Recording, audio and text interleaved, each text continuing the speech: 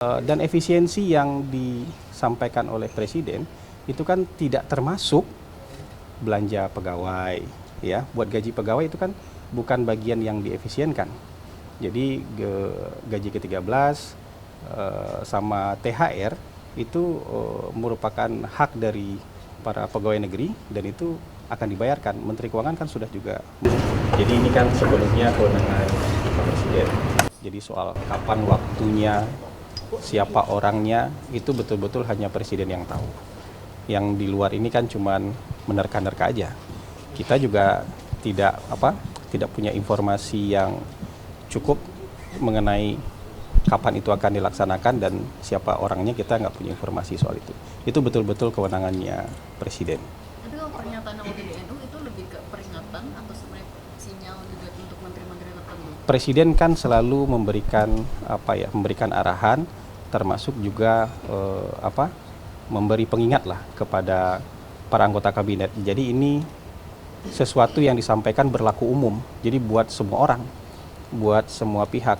Tujuannya adalah supaya anggota kabinet itu betul-betul murni, tujuannya hanya untuk bekerja demi kepentingan rakyat. Tidak ada kepentingan-kepentingan yang lain yang dibawa dalam rangka bekerja bersama Presiden Prabowo. Jadi ini peringatan yang berlaku umum. Jadi siapapun itu ya yang tidak mau seirama gerak langkahnya bersama Presiden, ya nanti akan mendapatkan evaluasi dari Presiden. Jadi bukan ditujukan ke orang-orang tertentu hari ini gitu. Tapi ini kan peringatan pertama setelah Presiden menjabat bekerja selama lebih dari 100 tahun. 100 hari. Apakah ini memang dilatar belakangi oleh kemudian isu-isu yang mungkin hangat dari para kabinet menteri beberapa minggu terakhir?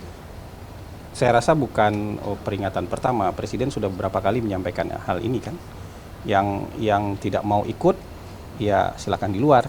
Yang mau ikut, samakan gerak langkah dan keinginannya bersama Presiden gitu. Jadi ini bukan yang pertama menurut saya. Jadi Presiden senantiasa tuh memberikan apresiasi, kemudian memberikan arahan, juga memberikan peringatan. Jadi menurut saya Presiden selalu seperti itu. Tapi Bang, kalau untuk kondisi Kabinet Merah Putih sendiri ini masih sirama selangkah atau seperti apa? Karena memang banyak masyarakat yang dari adanya peringatan tersebut menganggap bahwa Kabinet ini sedang gak baik-baik aja gitu. Nah, itu kan framing dari teman-teman aja. Dalam rapat paripurna terakhir menjelang 100 hari pemerintahan waktu itu, Presiden memberikan apresiasi dalam rapat kabinet. Teman-teman kan juga meliput, memberikan apresiasi yang sangat bagus kepada para anggota kabinet karena sudah menjalankan arahan-arahan Presiden, sudah bekerja dengan baik, dan itu tercermin dalam approval rating kan itu kan bisa dibantah. Sudah ada 3 lembaga yang mengeluarkan approval rating dan itu bagus. Approval rating dari Kompas 80,9%, approval rating versi indikator 79%, kemarin versi lembaga survei Indonesia 85%. Ini kan bukti bahwa memang apresiasi yang diberikan Presiden itu memang sesuai dengan fakta yang juga dirasakan oleh masyarakat.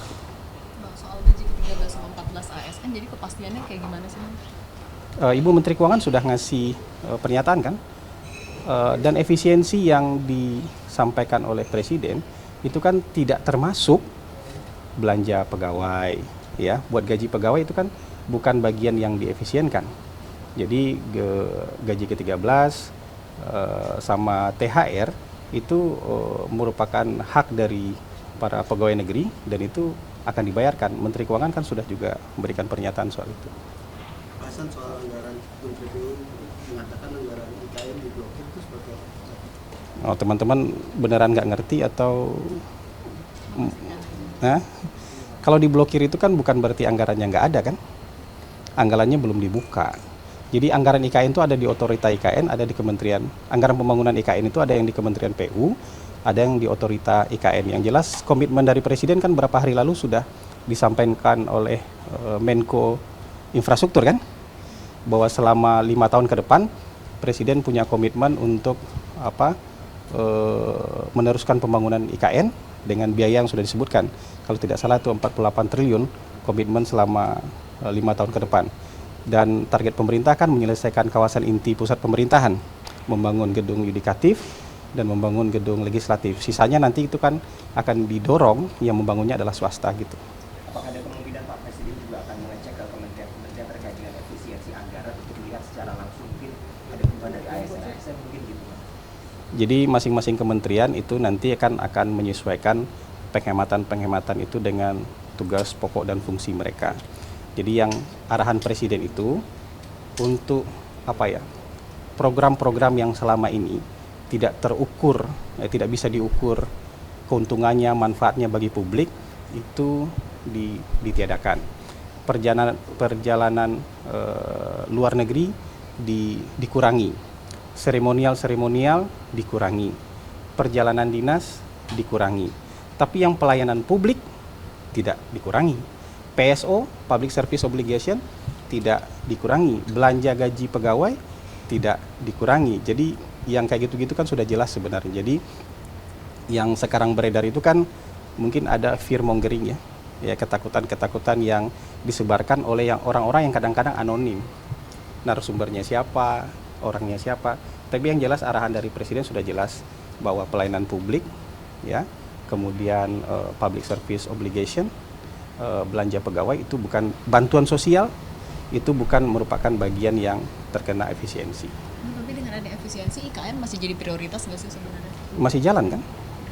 Itu kan 48 miliar dalam 5 tahun itu kan nggak kecil. 48 triliun dalam 5 tahun itu kan nggak kecil gitu.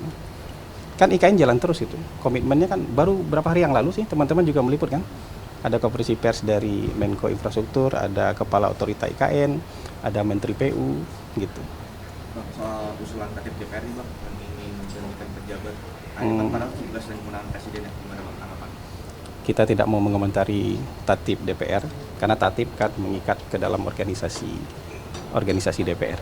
Itu Sudah, juga Pak. jadi polemik juga Bang.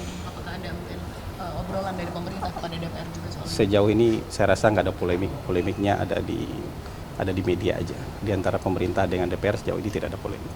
Oke, terima Bang, kasih. terkait Terima program kasih. MBG Sudah. dong Bang, ini kan udah berjalan 1 bulan MBG, mungkin ada evaluasi atau temuan-temuan begitu terkait dengan pelaksanaan yang sudah 1 bulan ini?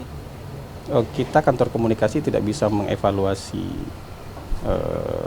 kementerian dan lembaga, tapi yang jelas sekarang kan program MBG dalam rangka ekspansi setelah berjalan 1 bulan tentu harus ada yang diperbaiki, mungkin SOP, tapi yang memperbaikinya itu kan BGN karena mereka punya kompartemen khusus yang membidangi soal monitoring dan evaluasi.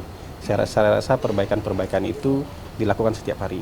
Jadi ada masukan dari masyarakat, ada masukan dari mitra, ada masukan dari siapa saja, termasuk juga dari siswa-siswa, itu menjadi bahan perbaikan bagi Badan Gizi Nasional. Oke, terima kasih. Cukup ya. Terima kasih banyak. Terima kasih ya.